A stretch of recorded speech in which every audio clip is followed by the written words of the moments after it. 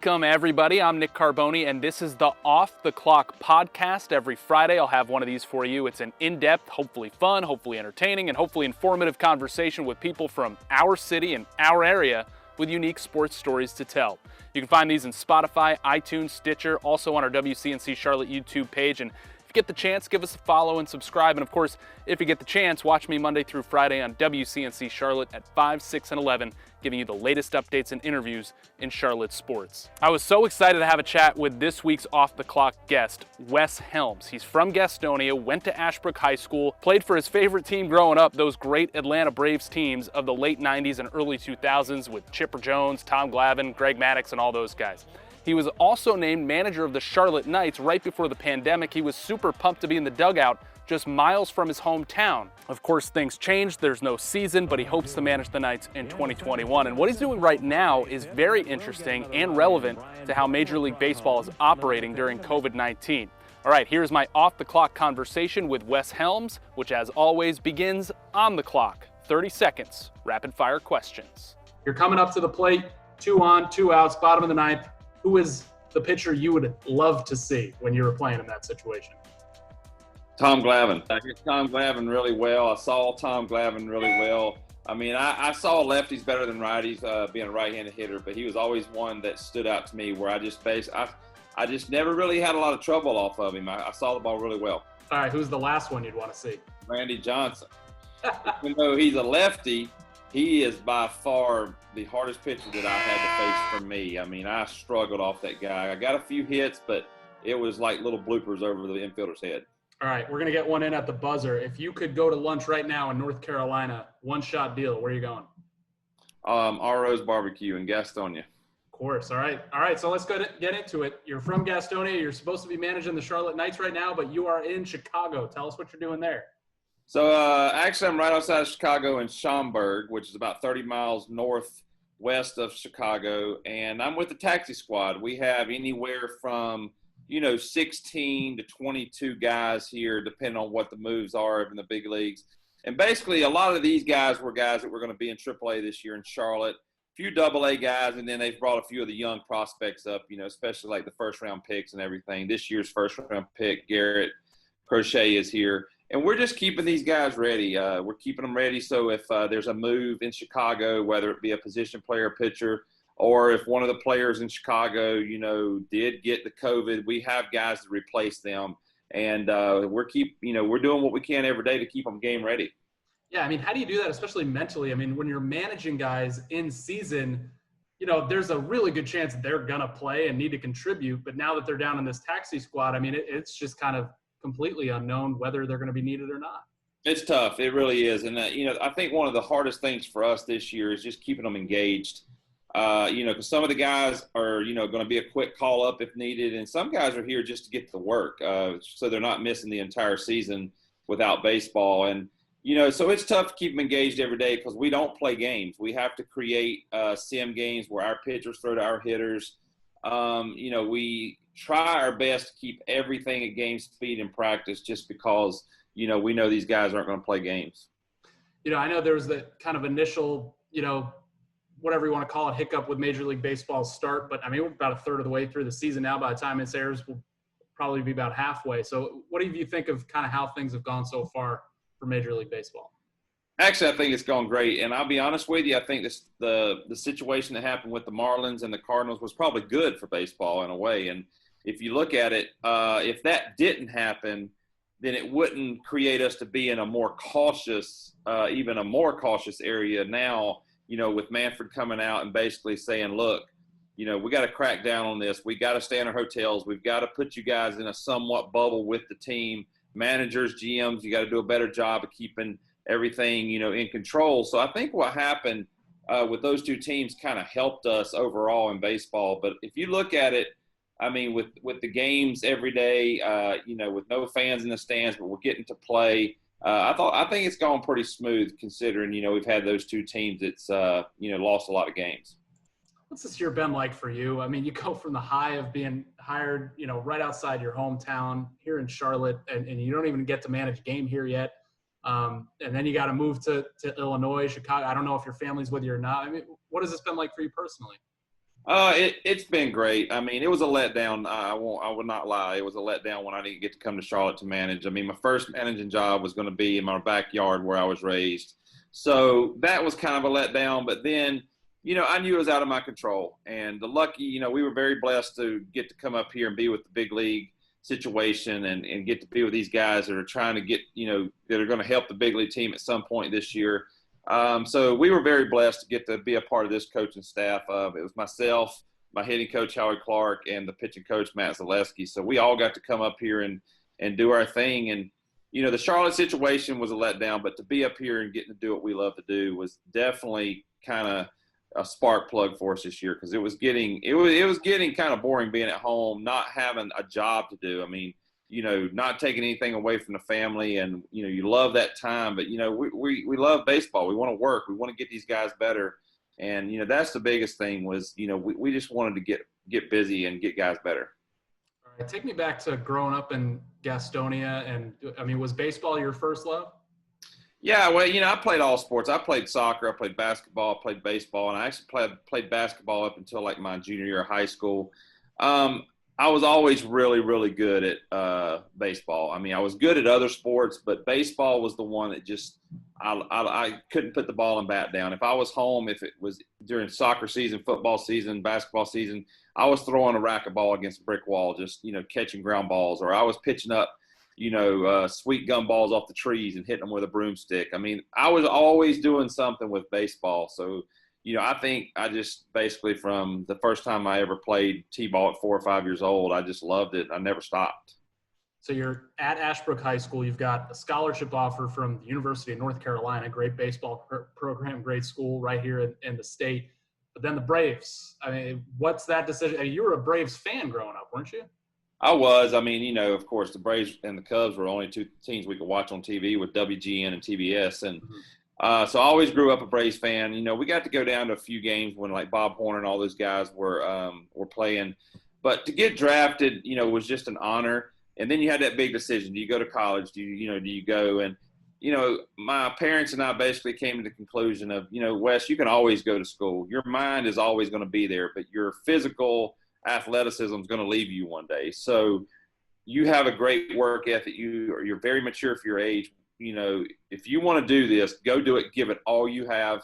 And if it works out, it works out. If it doesn't, then you go back to college for 4 years and, you go on with your life. So that was kind of the take we took on it was, I was going to go and just give it all I had. And, it worked out. I mean, it was a great decision. I mean, it doesn't work out always for people, but it did for me.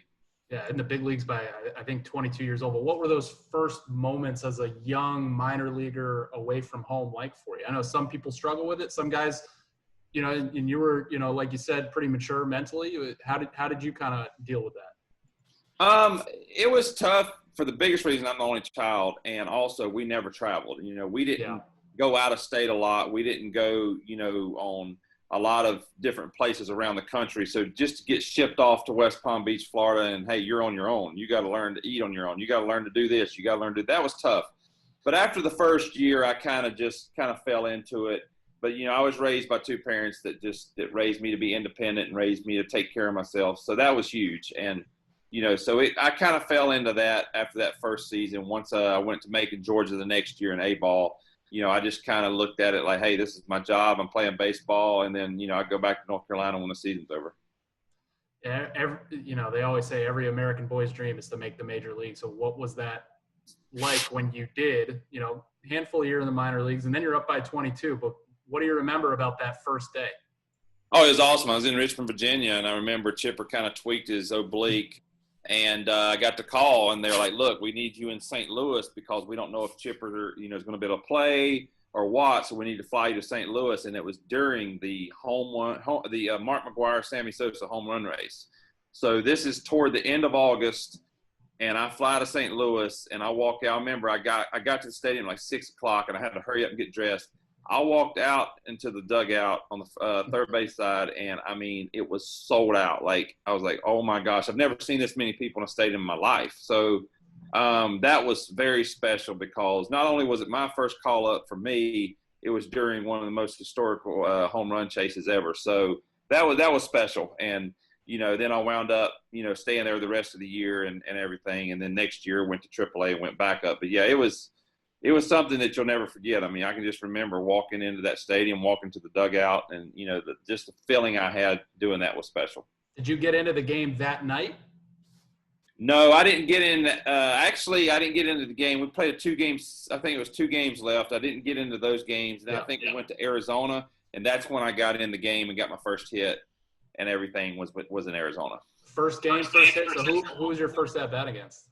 So it was Omar Dahl was my first big league hit, and so that was it might have been my 3rd game up. I played third base that night in Arizona.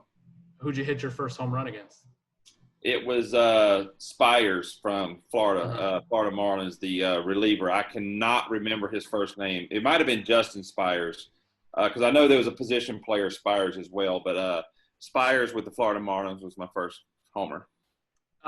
You mentioned it earlier in the countdown there, facing Randy Johnson. Just for the average Joe, I mean, what is that like for a guy that spent a long time in the big leagues and picked up a lot of hits and home runs in the big leagues like you did? Well, it's honestly probably the only one guy I can say that it is a scary at bat, because, I mean, he's 6'10". When I faced him, he's throwing 99, 100 miles an hour, and where he releases it, it literally looks like the ball is there and he's putting it on your bat. That's how close he looks to you when he releases the ball, because he's so tall. And just to throw that hard, that close distance, and, and it's not a smooth delivery. I mean, his arms and legs, they're just lanky. So it's not like a smooth guy that you're just picking up one spot. And, it was scary. But, of course, he's one of a kind. He's in the Hall of Fame. And, if I can say the hardest pitcher I ever faced was a Hall of Famer, then I must have been doing something right. How many hits did you have off him? Actually, I think I had 3. I think, if I'm not mistaken, I was 0 for my first 9 with like 8 strikeouts. And I wound up getting a hit, and I think I wound up getting like 3 hits off of him after that. That's pretty impressive, man. You're a Braves fan. A lot of our listeners are Braves fans too around here. So you were with this franchise during some of that sweet spot that they had. I mean, what was it like to be a part of that organization during that time, late 90s, early 2000s? Well, actually, I tell young kids this all the time. I was very blessed to come up with that team at that time. The veteran leadership, Bobby Cox, one of a kind. The culture that was there at that time in Atlanta is the reason why they won. Yeah, they had good players, but it was a culture of when you walked into the clubhouse, you expected to win, and you played and trained to win. There was no losing in the equation. There was no, hey, we're going to get better today, or we're going to do this. It was, no, we're winning tonight. So that kind of instilled in me as a young player, of every time you step or in that clubhouse to start your day, it's about winning. And that built my mentality. It taught me how to act on and off the field, to be a true professional, how to be a good teammate. So to be in that atmosphere really helped me as a young player. So it sounds like you got your big league break because Chipper got injured a little bit. What was he like as a teammate for you?